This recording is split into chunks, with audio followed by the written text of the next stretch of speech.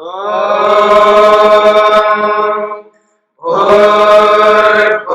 स्वः तत्सवितुर्वरेण्यं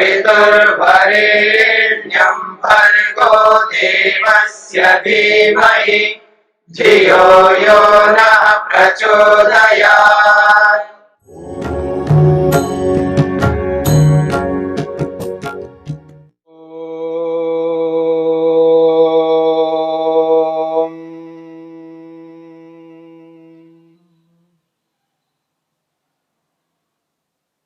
सत्य, सत्याचरण को लेकर के, सत्य बोलने को लेकर के हम विचार कर रहे हैं। सत्य को अपनाना, सत्याचरण करना मनुष्य का एक बहुत बड़ा कर्तव्य है। और जिसने इस सत्याचरण रूपी कर्तव्य को पूर्ण किया, उसकी कभी भी कोई भी हानि नहीं हुई है, अर्थात आत्मा की हानि नहीं हुई है। आत्मा का जो सर्वोत्कृष्ट प्रयोजन है, अपवर्ग को प्राप्त करना, भोग को पूरा करके अपवर्ग को प्राप्त करना, मुक्ति को प्राप्त करना, ऐसा कोई आज तक नहीं हुआ जिसने सत्याचरण किया और वो अपने प्रयोजन रूपी अंतिम अपवर्ग को, लक्ष्य को पाया नहीं हो। इसलिए तो महर्षि ने कहा है, सत्येन लभ्य, सत्य से ही प्राप्त किया जाता है, असत्य से कभी प्राप्त नहीं होता। हां, असत्य से भौतिक पदार्थ प्राप्त हो सकते हैं, मकान मिल सकता है, जमीन मिल सकती है, कपड़े मिल सकते हैं, भोजन मिल सकता है, आने जाने के साधन मिल सकते हैं, रोटी कपड़ा और मकान ये सब प्राप्त हो सकते हैं, लेकिन आत्म तृप्ति नहीं प्राप्त हो सकती, आत्म तृप्ति नहीं मिल सकती, आत्म संतोष नहीं मिल सकता, आत्म स्वातंत्र्य की प्राप्ति नहीं हो सकती, आत्मनिर्भयता की प्राप्ति नहीं हो सकती। वो तो केवल केवल केवल सत्य से ही हो सकता है। इसलिए इस बात को समझने का प्रयत्न करना, सत्य में कितना बल है, इस बात को अगर विचार करके देखें तो स्पष्ट होता है। सत्य में कितना बल होता है, कितना मजबूत होता है, कितना दृढ़ होता है। सत्य के सामने कोई भी टिक नहीं सकता, सत्य का मुकाबला दुनिया में कोई भी नहीं कर सकता, अर्थात सत्य को कोई भी हरा नहीं सकता। इसीलिए तो ऋषि कहते हैं, सत्यमेव जयते। इसको बताने के लिए महर्षि वेदव्यास ने महाभारत के अंतर्गत सुंदर शब्दों में कहा है, चत्वारा चत्वारा एकतो वेदाः सांगोपांगाः सविस्तराः। महर्षि वेदव्यास कहते हैं, चत्वारः एकतो वेदाः सांगोपांगाः सविस्तराः स्वधीता मनुज व्याघ्रः सत्यमेकं किलैकतः। महर्षि वेदव्यास क्या कहना चाहते हैं? वो कहते हैं, चत्वारः वेदाः, चार वेद हैं, ऋग्वेद, यजुर्वेद, सामवेद और अथर्ववेद।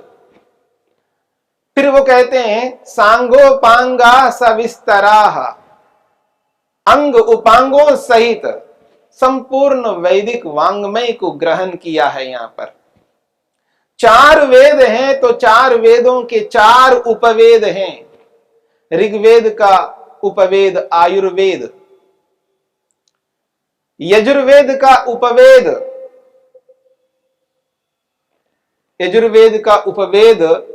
धनुर्वेद, सामवेद का उपवेद गंधर्व वेद और अथर्ववेद का उपवेद अर्थवेद। चार उपवेद, चार वेद और चार उपवेद, और चारों वेदों के चार ब्राह्मण भी हैं, जिनको ब्राह्मण ग्रंथ कहते हैं।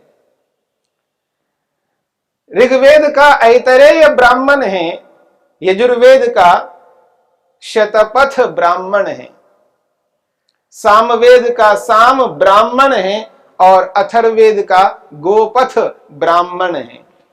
4 वेद, 4 उपवेद, 4 ब्राह्मण और 6 अंग, शिक्षा, व्याकरण, निरुक्त, छंद, ज्योतिष और कल्प, ये 6 अंग है।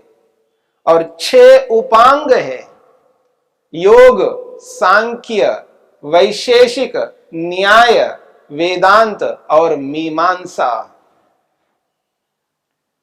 और उपनिषद 10 उपनिषद हैं, 11 उपनिषद है।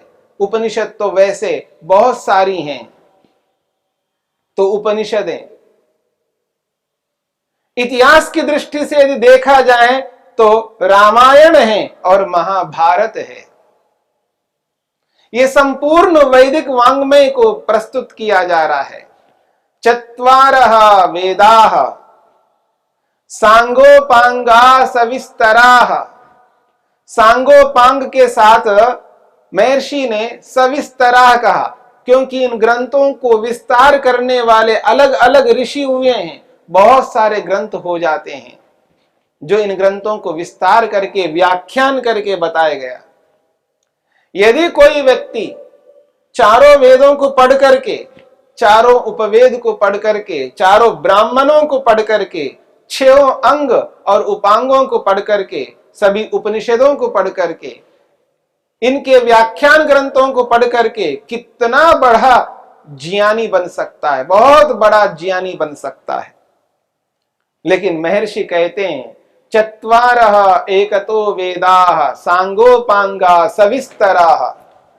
वो कहते हैं इतने सारे ग्रंथों को पढ़ करके, संपूर्ण वैदिक वांग्मय को पढ़ करके यदि व्यक्ति छल, कपट, अन्याय आदि से अपने पक्ष को दृढ़ बनाना चाहता है, अपने पक्ष को सिद्ध करना चाहता है, अपने पक्ष को जीतवाना चाहता है, तो महर्षि कहते हैं इन सब शास्त्रों को, वैदिक वांग्मय को पढ़ करके अगर कोई व्यक्ति उसको जीतने के लिए, जिताने के लिए उद्यम मेहनत करता है, तो वो एक तरफ रखिए, तराजू के एक पलड़े में रख दीजिएगा चारों वेदों को पढ़े हुए व्यक्ति को, चारों उपवेद, चारों ब्राह्मण, 6 अंग, 6 उपांग और उपनिषद, समस्त वैदिक वांग्मय को भी पढ़ करके वो एक पक्ष है और एक व्यक्ति के पास केवल सत्य है। सत्यमेकं किलैकतः, और एक पक्ष में केवल सत्य है, सत्य को लेकर के चलता है। तो दोनों तराजुओं में एक और सत्य को रखो, एक और इन समस्त ग्रंथों का ज्ञान विज्ञान रखो, तो भी सत्य की ही पलड़ा भारी है। आप चाहे कितने ही शास्त्रों को पढ़ लो, कितना ही करो, लेकिन आपका पक्ष सत्य है और आप अपने सत्य पक्ष को सिद्ध करने में सक्षम हैं, तो सत्य की ही जीत होती है, असत्य की जीत कभी नहीं हो सकती। कितना बड़ा भारी है सत्य, कितना वजनदार है सत्य। एक और वेदज्ञ है और एक और सत्य है, तो सत्य की जीत होगी, सत्य की बात मानी जाएगी। सत्य में वो क्षमता है, वो सामर्थ्य है। सत्य सदा सत्य के रूप में व्यक्ति को प्रसन्नता देने वाला है, सत्य शांति देने वाला है, निर्भयता को देने वाला है। सत्य को इतना कम हांकना नहीं। सारा का सारा ब्रह्मांड सत्य के आश्रय से टिका हुआ है। सत्येन उत्तभिता भूमि, सत्य से ही ये सारा का सारा ब्रह्मांड, ये धरती धारित है, सत्य ने धारण किया है। एक दिन के लिए यदि सत्य को हटा दिया जाए तो उथल पुथल हो जाएगा, अराजकता फैल जाएगी। आज संसार चल रहा है, सत्य के आश्रय से चल रहा है, बिना सत्य के संसार नहीं चल सकता। इसलिए सत्य को सभी स्वीकार करते हैं, सत्य को नकारने वाले दुनिया में आज तक उत्पन्न नहीं हुए हैं। हां, अपने स्वार्थ से, अपने दुराग्रह से, अपने हट से वो सत्य को नकारता है, लेकिन कहीं कहीं सर्वत्र ऐसा नहीं कर सकता। मेरी बात को समझने का प्रयत्न करना। दुनिया में आज तक कोई व्यक्ति ऐसा उत्पन्न ना हुआ है, न वर्तमान में है, न भविष्य में होगा, जो ये घोषणा करे कि मैं पूर्ण रूप से असत्य को अपना करके जीवन यापन करके जिताऊंगा, पूर्ण रूप से असत्य आचरण करूंगा और अपने प्रयोजन को पूरा करूंगा, ऐसी घोषणा करने वाले आज तक ना हुआ और ना आज है, ना भविष्य में होगा। पूरे जीवन को बिताना तो बहुत बड़ी बात है, एक 24 घंटे बिता करके देखे, असत्य को अपना करके 24 घंटे बिता करके देखे, नहीं जी पाएगा व्यक्ति, क्योंकि उसको असत्य बोलना है। भूख लग रही है तो नहीं लग रही बोलना है, प्यास लग रही है नहीं लग रही बोलना है, सोना है नहीं सोना है ये बोलना है। हमेशा हर क्रिया के विपरीत बोलना है, असत्य आचरण बोलना है। कैसे जी पाएगा? आप कल्पना करके देखिएगा। जो व्यक्ति ये मानता है कि असत्य के बिना काम नहीं चल सकता, चला करके दिखाइएगा, असत्य से 24 घंटे चला करके दिखाइएगा, एक सप्ताह चला करके दिखाइएगा, एक महीना चला करके दिखाइएगा, एक साल चला करके दिखाइएगा, नहीं चला पाओगे। सत्य के बिना आपका जीवन दुष्कर हो जाएगा, आप जी नहीं सकते। अगर जी रहे हो, सांस ले रहे हो, ये सत्य के कारण से है। इसलिए सत्य को झुटलाना नहीं है, सत्य को इंकार नहीं करना है, सत्य को अपने जीवन से पृथक कभी नहीं करना है। सत्य से ही व्यक्ति अपने प्रयोजन को पूर्ण कर सकता है। 24 घंटे के लिए असत्य आचरण पूर्ण रूप से 100% बोल करके कोई दिखा दे, नहीं कर सकता है। इसलिए मनुष्य सत्य ही बोलता है, लेकिन हट से, दुराग्रह से, अन्य प्रयोजनों के कारण से बीच बीच में असत्य आचरण करके तात्कालिक सुखों को पाता है, तात्कालिक पद प्रतिष्ठा को पाता है, तात्कालिक प्रशंसा को पाता है, तात्कालिक कुछ समय के लिए इन भौतिक साधनों को पाकर के वो अपने आप को धन्य मानता है, लेकिन सदा के लिए ऐसा कभी नहीं कर सकता। इसका अभिप्राय यह है, व्यक्ति सत्य को लेकर के ही चले, सत्य को लेकर के चलने पर ही जो उसका अंतिम प्रयोजन है, मोक्ष, मुक्ति, अपवर्ग, उसको वो पूरा कर सकता है। झूठ बोल करके, अवसरवादी बन करके आज तक इतिहास में आप देख सकते हैं, कोई भी व्यक्ति इस अपवर्ग को, मोक्ष को प्राप्त नहीं किया। न वर्तमान में कोई कर रहा है, न भविष्य में कर सकता है। और अनेक बार कुछ लोग ये कहा करते हैं कि कहीं कहीं तो असत्य बोलना चाहिए,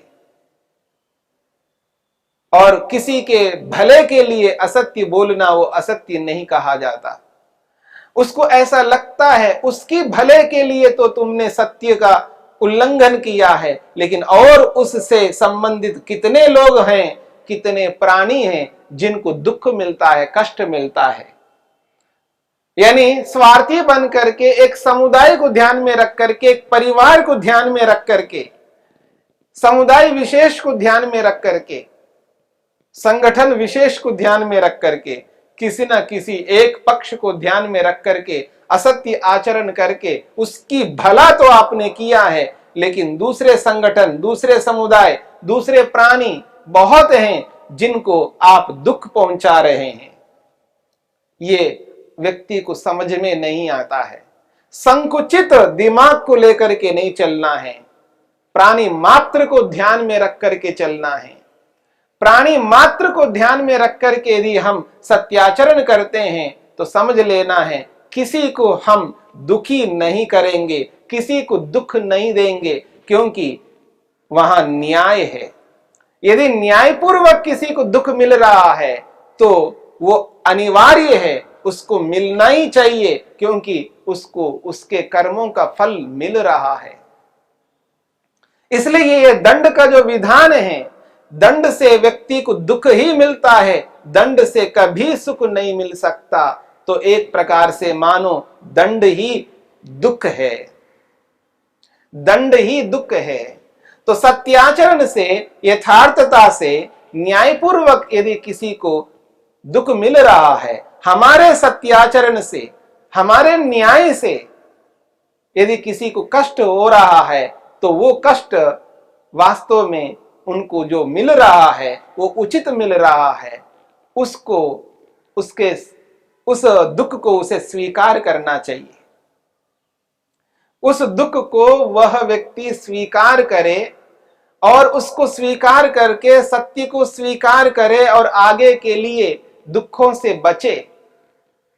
यदि ऐसा नहीं करते हैं, किसी एक व्यक्ति के लिए, किसी एक समुदाय के लिए, किसी एक वर्ग के लिए, किसी एक समाज के लिए यदि हम असत्य आचरण करते हैं, तो उससे भिन्न व्यक्ति, उससे भिन्न समुदाय के लोग, उससे भिन्न समाज के लोग जो बहुत है, उसके अतिरिक्त न जाने कितने प्राणी हैं, उन सबको हम दुख दे रहे हैं और वो दुख अन्यायपूर्वक दे रहे हैं। इसलिए किसी को सुख देने की इच्छा से, किसी को सुखी बनाने की इच्छा से, उसके प्रयोजन को, तात्कालिक भौतिक प्रयोजन को पूरा करने की इच्छा से अगर हम उसके साथ असत्य आचरण करके उसको भौतिक साधनों को तो दिला देंगे, लेकिन उसकी आत्मा को प्रसन्न, शांति, निर्भयता, स्वातंत्रता को प्रदान नहीं करेंगे। और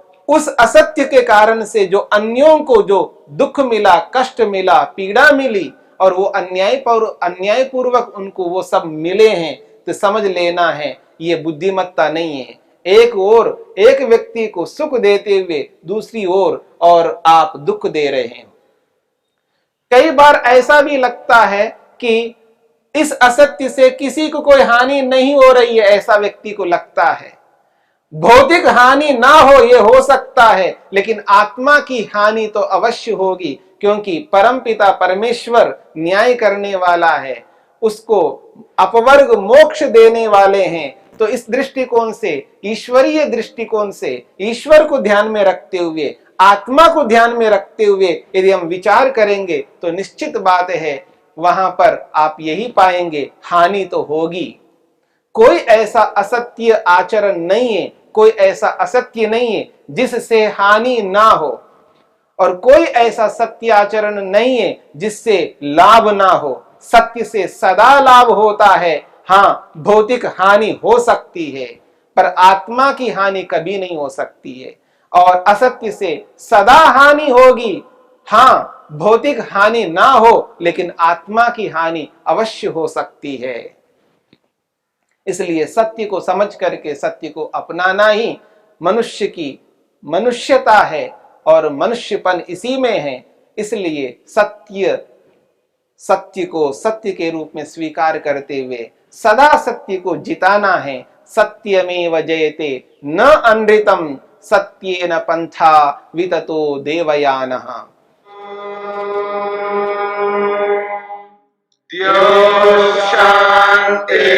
शान्तिरन्तरिक्षं शान्तिः पृथिवी शान्तिरापः शान्तिरोषधयः शान्तिः वनस्पतयः शान्तिर्विश्वे देवाः शान्तिर्ब्रह्म शान्तिः सर्वं शान्तिः शान्तिरेव शान्तिः क्षमा शान्तिरेधि। ॐ शान्तिः शान्तिः शान्तिः।